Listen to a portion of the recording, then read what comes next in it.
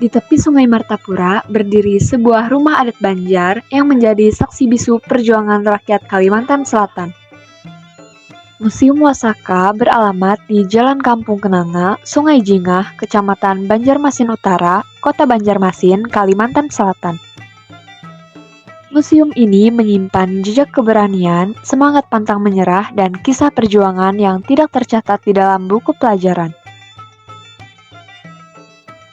Nama Wasaka atau Wajah Sampai Kaputing digunakan untuk menggambarkan perjuangan rakyat Kalimantan Selatan yang tidak menyerah melawan penjajah sampai titik darah penghabisan.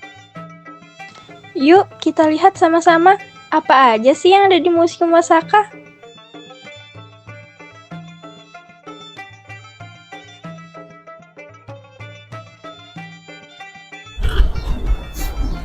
Jadi di sini ada daftar proklamasi kemerdekaan yang isinya seperti yang kita ketahui. Terus selanjutnya ada struktur bagan pemerintahan gubernur, tentara, ALRI, divisi keempat pertahanan Kalimantan. Oke, selanjutnya di sini ada kode tanda pengenal markas besar dan beberapa markas daerah waktu revolusi fisik. Kemudian di sini ada juga bagan organisasi batalion rahasia dari divisi 4A pertahanan Kalimantan. Di sini juga ada latar belakang proklamasi 17 Mei 1949. Lalu ada rapat pertemuan seputar proklamasi 17 Mei 1949. Dan sebelahnya ada bagan gerakan divisi 4A ALRI Pertahanan Kalimantan. Selanjutnya di sini ada sketsa penandatanganan naskah pembentukan ALRI Divisi 4. Baik Pak, sebelumnya bersama dengan Bapak siapa? Saya Rahmat Ramadan. Saya di sini bersama Bapak Rahmat Ramadan. Pak Rahmat Ramadan di sini nih tempatnya ini sebelum jadi museum ini sebelumnya tempat apa ya Pak? Baik, sebelum ini dimanfaatkan jadi museum, sejarahnya dulu ada seorang yang namanya Datu Jalaluddin. Beliau adalah seorang pedagang berlian yang berjualan berliannya itu Singapura. Jadi singkat cerita beliau punya anak akhirnya dengan nama Kamesah. Lalu beliau berniat untuk membangunkan hunian untuk anaknya ini. Akhirnya mulailah dibangun di tahun 1866. Selama 2 tahun dibangun, akhirnya jadi rumah dengan desain hubungan tinggi. Nah, jadi rumah ini sudah ada dari tahun 1868. Nah, kemudian didiami secara turun-temurun oleh anak keturunannya hingga di sekitaran tahun 75 itu sudah hampir tidak ditinggali lagi karena Haji Kamesahnya tinggal di rumah anak yang lain. Lalu di sekitaran tahun 80-an, di 1988 ini diberi sama perintah. Kemudian 3 tahun berikutnya baru dimanfaatkan sebagai museum. Nah, museum ini adalah museum khusus tentang perjuangan, karena museum itu ada 2 macam secara koleksinya, ada museum umum dan museum khusus. Museum umum ada Museum Mangkurat, sedangkan ini museum khusus, Museum Wajah Sampai Kaputing tentang sejarah perjuangan di Kalimantan Selatan. Ini Pak, penamaan Wasaka dalam museum ini apakah ada sejarahnya gitu Pak? Oke, baik. Sebagaimana kita ketahui bersama, Wasaka atau Wajah Sampai Kaputing ini yang sekarang dijadikan semboyan untuk Provinsi Kalimantan Selatan, diambil dari kisah heroisme Pangeran Antasari pada saat Perang Banjar. Jadi di 1859 Perang Banjar itu Pangeran Antasari sebagai komando pasukan masyarakat yang ingin melawan Belanda itu untuk membakar semangat perjuangan.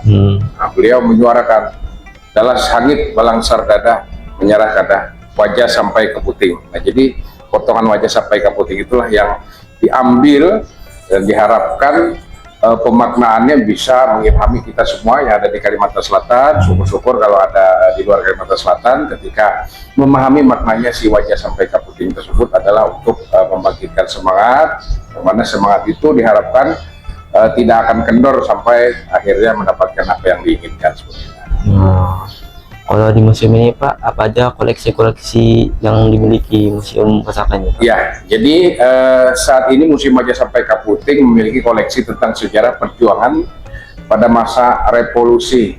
Jadi masa revolusi ini rentang waktunya di sekitaran 1945 sampai 1950. Nah, di situ terjadi konflik yang mana Belanda itu setelah Soekarno dan Hatta memproklamasikan kemerdekaan Indonesia, Belanda tidak terima begitu saja. Jadi dia bikinlah perjanjian namanya Linggarjati. Jadi perjanjian Linggarjati ini di dalam klausulnya itu menyatakan yang diproklamasikan oleh Soekarno dan Hatta itu hanya Sumatera, Jawa, dan Madura.